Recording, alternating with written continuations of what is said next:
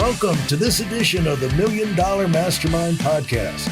This is where we pick the brains of high achievers from all walks of life and get their hard-earned, real-world insights on winning. I'm your host, Larry Weidel. I find that you've got this programming in your head about how to make things happen. And just two things came out there when you were talking, and that is that you found you're always telling people that the great things in life are the other side of hard. So that's a great phrase, And then the other one is, I forgot what the other one was. Consistency is a superpower, or that type thing is a superpower. Those are phrases, ideas that once people get them in their mind, give them a rigidity in terms of keeping themselves on track to pay a price, stay on track, do the right things. You have to have programming. Like a computer has to be programmed. It's useless without programming. And human beings have got to have programming. I mean, you've got to have values. You've got to have, in your mind to know basically what works and what doesn't work in life for you. And those kinds of things, once you get those concepts, I say things today that I've said for 40 years, but it's just part of my life, it just is in my core. It becomes part of my DNA. And so where did you get that kind of mentality, that kind of insight? It's through, I guess through life experience. I used to do triathlons, and I was a hopeless swimmer. I mean, I didn't learn to swim properly until I was 40. I was a hopeless cyclist. I really struggled on the bike. I used to find it very painful. I was a slightly better than average runner. All right. So the run leg for me was kind of the easy part. But, I'd get up at 5 a.m. to train with my buddies, and, we'd get on the bike, and, I knew it was going to suck. I knew it, but I knew that it was good for me, and I was going to come out the other side stronger. But I was prepared for the suck, even as I was putting on my cycling shoes. Yeah. And, on a long bike ride, I've never enjoyed a bike ride longer than 100 kilometers. I just find it just painful. But that's the power of having people around you. Right. You kind of you have a couple of guys to just talk you through those dark spots where you feel like getting off and calling a taxi and throwing your bike in the boot of the taxi. But it would have been a difficult thing to do by myself. I'll be honest with you. But it's just I guess knowing that you're going to go through a bit of a sucky period, you're going to go through something that's hard or difficult or unpleasant or takes you away from doing stuff that's more fun, but it's good for you, and you're going to reap the benefits of it afterwards. Yeah, and you've learned these things by doing. Is what I'm trying to get to, and also I'm sure you've learned a lot from the martial arts, because that's different. And, when you're competing, you're sparring with different people, and, no one has got every move down, and they're going to find your weakness. And it's painful to find that, because you're knocked off balance. When you find, the thing about it in the martial arts, I've got a friend of mine who's educated me on a lot of this, is he's in a different discipline. I don't know what it is, but they will exploit. They'll look at you, they'll see how you move, and they'll see where your weakness is, and then they'll set you up to exploit it. And it seems like life is that way too. Business is that way. So when things go wrong, you can look at it as, that's the end of the world. I'm not going to do this anymore. Or that's a weakness. When I plug that weakness, I'm going to be incredible, And, so now I just got to plug that weakness, And so you learn that things about, because that's performing, these lessons for in life, but people who never put themselves out there to learn a new sport, to learn a musical instrument, to go out there and get involved with people doing projects like that, they're holding themselves back from all of the lessons they can learn that would impact their life in all their other areas of their life. Would you agree with that? Look, I think that is so well said. I think there is tremendous value in deliberately putting yourself in circumstances that are difficult. You know, we have such easy, convenient lives these days, and often we lack that toil and that struggle. But I think putting yourself in a situation where you're going to struggle and you're going to have to toil, I think there's incredible value from that, whether it's physical, whether it's going to the gym and lifting weights, or learning a new skill or a new sport. Martial arts has been great for me, or whether it's an intellectual struggle, learning a new skill, going to night school, university, college, learning how to trade. I think all of these things have got tremendous value for all of us as humans.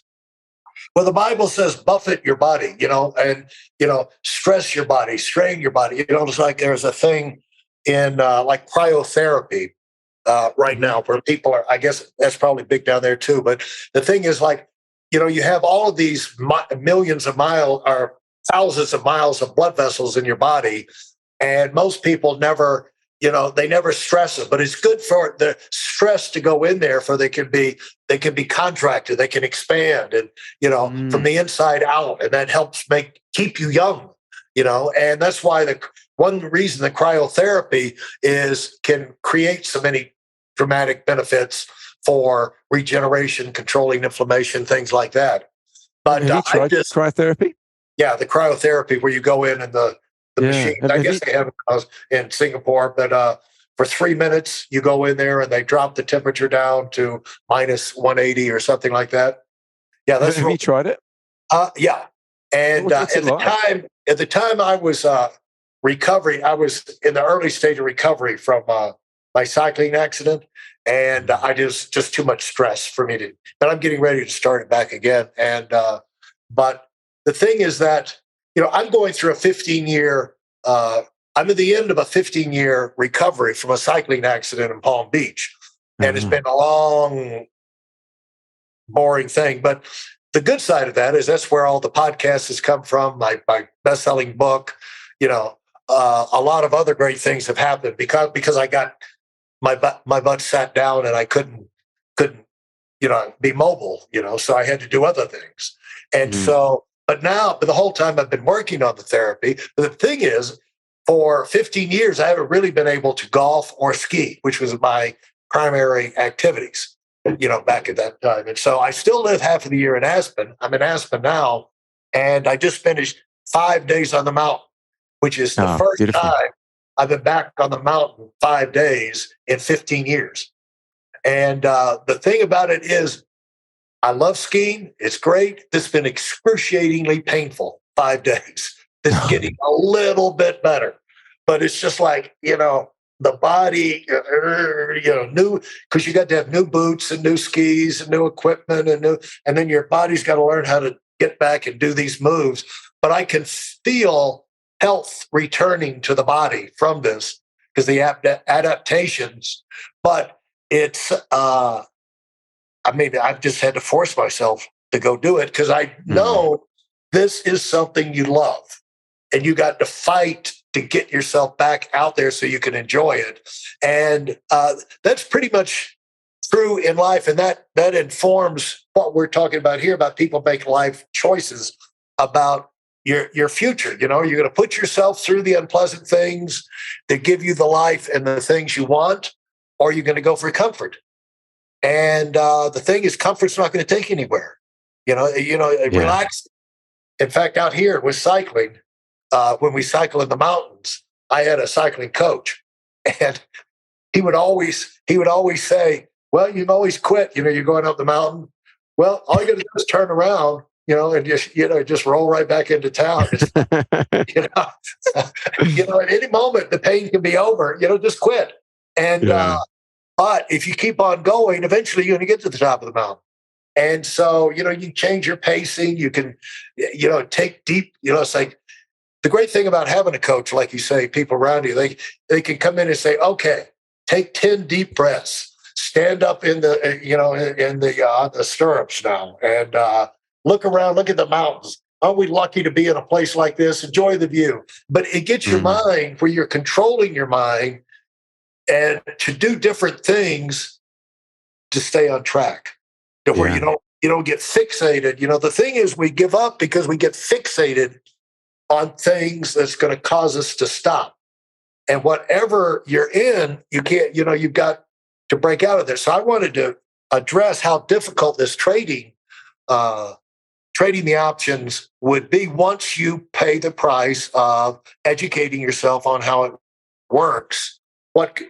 How much is it a realistic type thing? And it sounds like it's a realistic type project that you could put into your everyday activity if you're on a vacation, if you're, in the middle of a big project at work, if you're in a big physical activity, or doing things with your kids, you're traveling, whatever, you still can find time. It sounds like a manageable type thing to be successful with. It is. All you need is a reliable internet connection. I mean, I would recommend if you're going to be traveling, spending a lot of time on planes, restaurants, whatever, outdoor activities, and you're just not going to be able to check your account every day, maybe just wind your positions back for a couple of weeks and have a real holiday, have a holiday away from trading as well. But if you're on a business trip or you're on a short trip, or you're always going to have that 20 minutes in the hotel room every evening, absolutely fine. Yeah, people are always checking their email. There, you got your text coming in, you got the social media, and so it's very doable. And so I appreciated you sharing that with us. What would you say if I give you a chance to advise somebody how to go through this? To start with this would be to get the book, read the book, and then to look you up on YouTube or to your website, or what? Yeah, probably on my website and Twitter are probably the best places to find me. I'm more active on Twitter than other social media. So my Twitter handle is just Simon_Ree, REE. And my website is taoftrading.com, TAOOFTRADING.com. And my book, it's available on Amazon. It's called The Tao of Trading. It costs $9. If you like that, you like my style and you want more, you know where to find me. Fantastic. Thanks so much for sharing. Any last word that you would pass on to people that are taking charge of their life and working to make things better? Just keep at it. As we said earlier, if you show up every day, you're already ahead of the competition, because most people don't. Honestly, consistency is a superpower. You show up every day, just go for that 1% incremental improvement every day. You'll be so far ahead of the average person.